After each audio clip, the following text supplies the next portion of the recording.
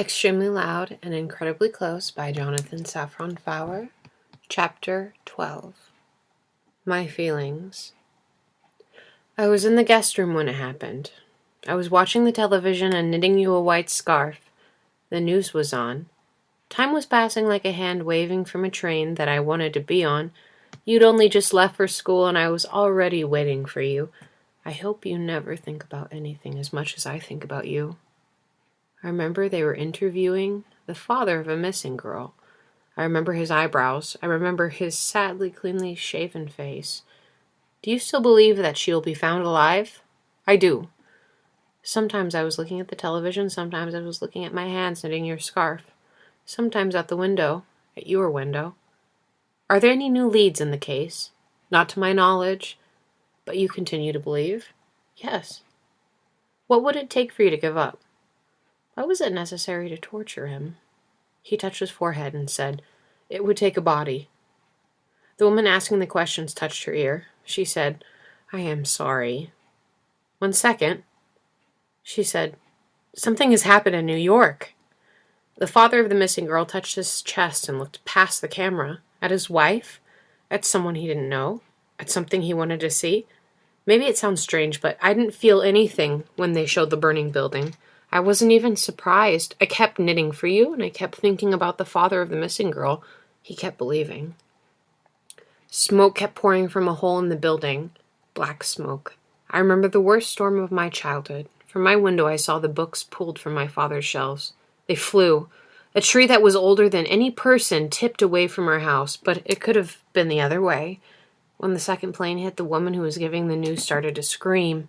A ball of fire rolled out of the building and up. 1,000,000 pieces of paper filled the sky. They stayed there, like a ring around the building, like the rings of Saturn, the rings of coffee standing at my father's desk, the ring Thomas told me he didn't need. I told him he wasn't the only one who needed. The next morning, my father had us carve our names into the stump of the tree that fell away from our house. We were giving thanks. Your mother called. "Are you watching the news?" "Yes." "Have you heard from Thomas?" "No." "I haven't heard from him either. I'm worried." "Why are you worried?" "I told you I haven't heard from him." "But he's at the store." "He had a meeting in that building and I haven't heard from him." I turned my head and I thought I would vomit. I dropped the phone, ran to the toilet, and vomited. I wouldn't ruin the rug. That's who I am. I called your mother back. She told me you were at home. She had just spoken to you. I told her I would go over and watch you.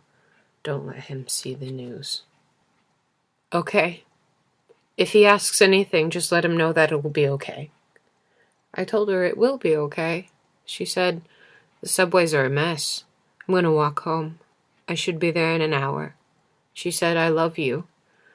She had been married to your father for 12 years. I had known her for 15 years. It was the first time she told me she loved me. That was when I knew that she knew. I ran across the street. The doorman said you'd gone up 10 minutes before. He asked if I was all right. I nodded. "What happened to your arm?" I looked at my arm.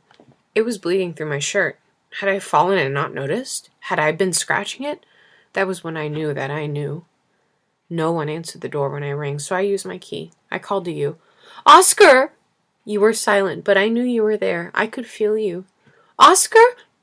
I looked in the coat closet. I looked behind the sofa. A Scrabble board was on the coffee table. Words were running into each other. I went to your room. It was empty.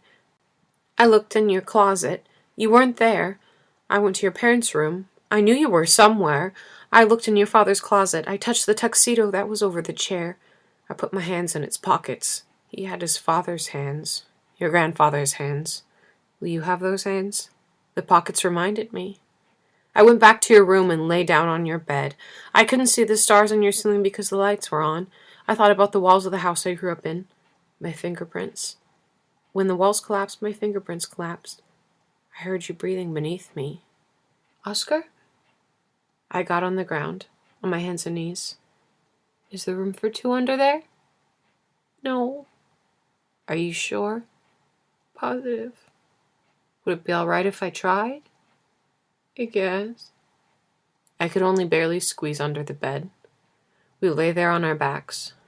There wasn't enough room to turn to face each other. None of the light could reach us. How was school? It was okay. You got there on time? I was early. So you waited outside? Yeah. What did you do? I read. What? What? What did you read? A brief history of time. Is it any good? That's not really a question you can talk about. And your walk home? It was okay. It's beautiful weather. Yeah. I can't remember more beautiful weather than this. That's true. It's a shame to be inside. I guess so. But here we are.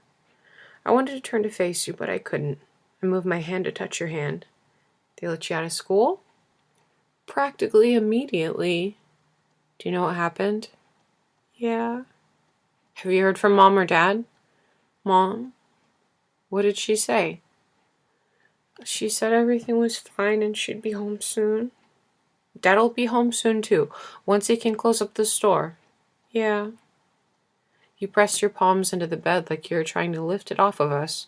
I wanted to tell you something, but I didn't know what. I just knew there was something I needed to tell you. Do you want to show me your stamps? No, thank you. Or we could do some thumb wars. It'll be later. Are you hungry? No. Do you just want to wait here for Mom and Dad to come home? I guess so. Do you want me to wait here with you? It's okay. Are you sure? Positive. Can I please, Oskar? Okay. Sometimes I felt the space was collapsing onto us.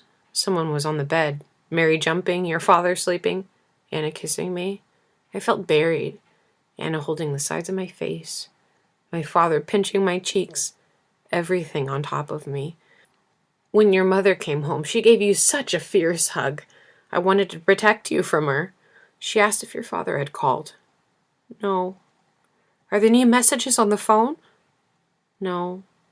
You asked her if your father was in the building for a meeting. She told you no. You tried to find her eyes, and that was when I knew that you knew. She called the police. It was busy. She called again. It was busy. She kept calling. When it wasn't busy, she asked to speak to someone. There was no one to speak to. You went to the bathroom. I told her to control herself, at least in front of you. She called the newspapers. They didn't know anything. She called the fire department. No one knew anything. All afternoon I knitted that scarf for you. It grew longer and longer. Your mother closed the windows, but we could still smell the smoke. She asked me if I thought we should just make posters. I said it might be a good idea. That made her cry because she had been depending on me. The scarf grew longer and longer. She used the picture from your vacation. From only 2 weeks before. It was you and your father. When I saw it, I told her she shouldn't use a picture that had your face in it. She said she wasn't going to use the whole picture, only your father's face. I told her still, it isn't a good idea. She said, there are more important things to worry about. Just use a different picture. Let it go, Mom. She had never called me Mom. There are so many pictures to choose from. Mind your own business. This is my business. We were not angry at each other. I don't know how much you understood, but probably you understood everything. She took the posters downtown that afternoon. She filled a rolling suitcase with them. I thought of your grandfather. I wondered where he was at that moment. I didn't know if I wanted him to be suffering. She took a stapler and a box of staples and tape. I think of those things now. The paper, the stapler, the staples, the tape. It makes me sick. Physical things. 40 years of loving someone become staples and tape. It was just the two of us, you and me. We played games in the living room. You made jewelry. The scarf grew longer and longer. We went for a walk in the park. We didn't talk about what was on top of us, what was pinning us down like a ceiling. When you fell asleep with your head on my lap, I turned on the television. I lowered the volume until it was silent. The same pictures over and over. Planes going into buildings, bodies falling, people waving shirts out of high windows. Planes going into buildings, bodies falling, planes going into buildings, people covered in gray dust, bodies falling, planes going to buildings, buildings falling, people waving shirts out of high windows, bodies falling, planes going into buildings. Sometimes I felt your eyelids flickering. Were you awake? Or dreaming? Your mother came home late that night. The suitcase was empty. She hugged you, and you said, "You're hurting me."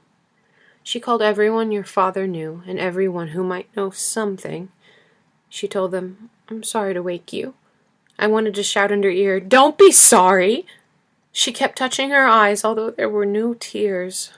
They thought there would be thousands of injured people, unconscious people, people without memories.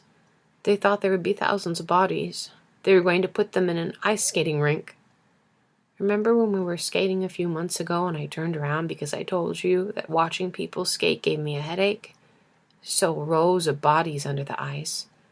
Your mother told me I could go home. I told her I didn't want to. She said, "Have something to eat. Try to sleep." I wouldn't be able to eat or sleep. She said I needed sleep. I told her I loved her. That made her cry because she had been depending on me. I went back across the street. Planes going to buildings, bodies falling. Planes going to buildings, bodies falling. Buildings falling. Planes going into buildings. Planes going to buildings. Planes going into buildings. When I no longer had to be strong in front of you, I became very weak. I brought myself to the ground, which was where I belonged. I hit the floor with my fists. I wanted to break my hands, but when it hurt too much, I stopped. I was too selfish to break my hands for my only child. Bodies falling, staples and tape. I didn't feel empty. I wish I had felt empty. People waving shirts out of high windows. I wanted to be empty like an overturned pitcher, but I was full like a stone. Planes going into buildings. I had to go to the bathroom. I didn't want to get up. I wanted to lie in my own waste, which is what I deserved. I wanted to be a pig in my own filth. But I got up and went to the bathroom. That's who I am. Bodies falling, buildings falling, the rings of the tree that fell away from our house. I wanted so much for it to be me under the rubble, even for a minute, a second. It was as simple as wanting to take his place, and it was more complicated than that. The television was the only light. Planes going into buildings, planes going into buildings. I thought it would feel different, but even then I was me. Oskar, I'm remembering you on stage in front of all those strangers. I wanted to say to them, "He's mine." I wanted to stand up and shout, "That beautiful person is mine. Mine." When I was watching you, I was so proud and so sad. Alas, his lips, your songs. When I looked at you, my life made sense. Even the bad things made sense. They were necessary to make you possible. Alas, your songs. My parents' lives made sense. My grandparents, even Anna's life. But I knew the truth, and that's why I was so sad. Every moment before this one depends on this one.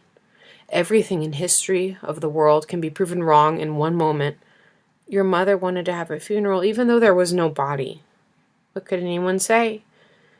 We all rode in the limousine together. I could not stop touching you. I could not touch you enough. I needed more hands. You made jokes with the driver, but I could see that inside you were suffering. Making him laugh was how you suffered. When we got to the grave and they lowered the empty coffin, you let out a noise like an animal. I had never heard anything like it. You were a wounded animal. The noise is still in my ears. It was what I had spent 40 years looking for, what I wanted my life and story to be. Your mother took you to the side and I held you. They shoveled dirt into your father's grave, onto my son's empty coffin. There was nothing there. All my sounds were locked inside me. The limousine took us home, and everyone was silent. When we got to my building, you walked me to the front door. The doorman said there was a letter for me. I told him I'd look at it tomorrow, or the next day. The doorman said the person had just dropped it off. I said tomorrow. The doorman said he seemed desperate.